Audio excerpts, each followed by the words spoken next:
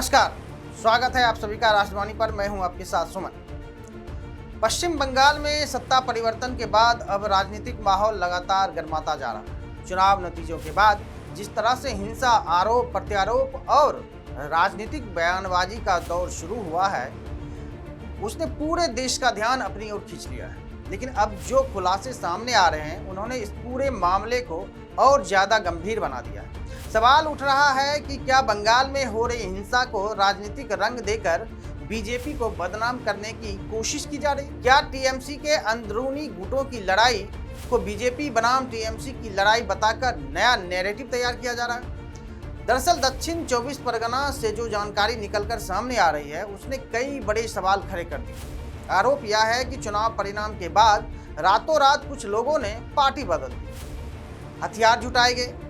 पश्चिम बंगाल के नारायणपुर में तृणमूल कांग्रेस के नेता सलाउद्दीन के घर पर पुलिस ने छापा मारकर बड़े पैमाने से धारदार हथियार बरामद किए, जो तृणमूल कांग्रेस के जीतने पर बीजेपी कार्यकर्ताओं को काटने के लिए मंगाए गए थे। और फिर दो गुटों के बीच हुई हिंसा को बीजेपी और टीएमसी समर्थकों की झड़प बता दिया जाता है, और किया भी यही जा रहा है। लेकिन जो बातें निकल कर के सामने आ रही है, उसने के मुताबिक इस पूरे मामले में टीएमसी के ही दो गुट सामने आमने आ गए थे। बताया जा रहा है कि एक गुट शरीफुल नाम के स्थानीय नेताओं से जुड़ा हुआ था, जबकि दूसरा गुट हिंदू कार्यकर्ताओं का था। लेकिन जैसे ही विवाद बढ़ा, उसे इस तरह पेश किया गया जैसे बीजेपी कार्यकर्ताओं ने टीएमसी समर्थकों पर हमला कर दिया, यानी हिंदू गुट को सीधे बीजेपी समर्थक घोषित कर दिया गया। अब पुलिस की कार्रवाई में हथियारों का जखीरा बरामद होने की खबरें सामने आई है। दावा किया जा रहा है कि टीएमसी दफ्तरों के आसपास से बड़े बड़े धारदार हथियार और हिंसा में इस्तेमाल होने वाला सामान मिला है। इसी बीच दक्षिण 24 परगना के संदेशखाली इलाके के पास एक और घटना ने हालात को और गंभीर बना दिया। जानकारी के मुताबिक बीएसएफ की पेट्रोलिंग टीम पर फायरिंग की गई। अब सवाल यही उठ रहा है कि क्या कोई बीजेपी कार्यकर्ता बीएसएफ पर गोली चला सकता है? क्या कोई ऐसा व्यक्ति जो खुद को राष्ट्रवादी बताता हो, वह सुरक्षा बलों पर हमला करेगा? आरोप लगाए जा रहे हैं कि इस मामले में भी स्थानीय टीएमसी से जुड़े मुस्लिम कट्टरपंथी तत्वों के नाम सामने आ रहे हैं। हालांकि जांच अभी जारी है, लेकिन घटनाओं ने राजनीतिक माहौल को पूरी तरह से गरमा दिया है। अब सबसे बड़ा सवाल यही है कि आखिर बंगाल में हिंसा का यह माहौल बनाया या बना कौन रहा है? बीजेपी लगातार आरोप लगा रही है कि टीएमसी हार पचा नहीं पा रही है, इसलिए बंगाल में अशांति फैलाने की कोशिश की जा रही है। बीजेपी नेताओं का कहना है कि अगर सत्ता परिवर्तन पूरी तरह शांतिपूर्ण तरीके से हो जाता, तो टीएमसी के पास सहानुभूति बटोरने का मुद्दा ही खत्म हो जाता। इसलिए अब हिंसा को जनता के आक्रोश के रूप में दिखाने की जो रणनीति बनाई जा रही है, वह बीजेपी प्रदेश अध्यक्ष समीक भट्टाचार्य का भी बयान है। अब चर्चा में है, क्योंकि उन्होंने दावा किया कि पार्टी ने अपने कार्यकर्ताओं को साफ निर्देश दिए हैं कि किसी भी तरह की हिंसा में शामिल नहीं होना है, और अगर कहीं तनाव की स्थिति बने तो उसे रोकने की कोशिश करनी है। वहीं दूसरी तरफ ट्विटर खोलकर देखें तो साफ पता लगता है कि टीएमसी के कई नेता सोशल मीडिया और सार्वजनिक मंचों से लगातार भड़काऊ बयान दे रहे हैं। इसी बीच ममता बनर्जी के बयान भी राजनीतिक विवाद का कारण बन गया। ममता बनर्जी ने प्रेस कॉन्फ्रेंस में आरोप लगाया कि केंद्रीय बलों ने उनके साथ बदसलूकी की, उन्हें चोट पहुंचाई।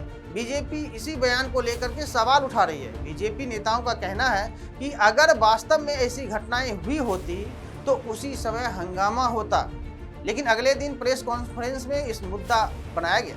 बीजेपी का आरोप है कि इस तरह के बयान को देकर कार्यकर्ताओं को भावनात्मक रूप से भड़काने की कोशिश की जा रही है। और यह सच भी लगता है कि केंद्रीय बल जो देश और समाज की सेवा, उसमें भी महिलाओं का सम्मान सबसे ऊपर रखता है, उस पर सवाल उठाना शायद गलत है। और अगर ऐसा होता तो उसी समय टीएमसी के कार्यकर्ता शांत नहीं रहने वाले थे। वहीं राजनीतिक विश्लेषक का कहना है कि बंगाल की राजनीति में हिंसा कोई नई बात नहीं है, और यह सच भी होता दिख रहा है, क्योंकि जिस तरह से खुलेआम शुभेंदु अधिकारी के पीए की हत्या बीती रात की गई है, उसने इसे और सच्चाई की ओर धकेल दिया है। लेकिन इस बार हालात कहीं इससे ज़्यादा गंभीर माने जा रहे हैं, क्योंकि इस समय सत्ता परिवर्तन के बाद की बेचैनी साफ दिखाई दे रही है।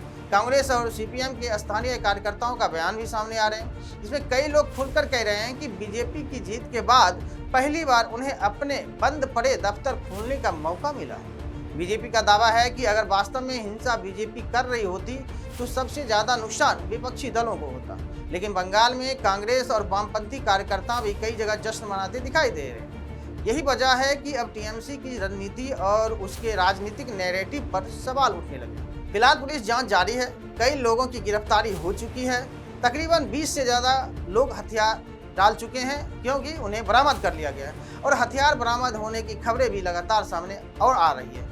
लेकिन सबसे बड़ा सवाल यह भी है कि क्या बंगाल में हिंसा की आड़ में राजनीतिक सहानुभूति हासिल करने की कोशिश हो रही है? क्या अंदरूनी संघर्ष को बीजेपी बनाम टीएमसी की लड़ाई बनाकर पेश किया जा रहा है? इन तमाम सवालों के जवाब आने वाले दिनों में जांच के बाद साफ हो जाएगा। लेकिन फिलहाल बंगाल की राजनीति में आरोप, हिंसा और बयानबाजी का दौर लगातार जारी है। फिलहाल इस खबर में इतना ही। इस पर आपकी क्या राय है कमेंट कर जरूर बताइए।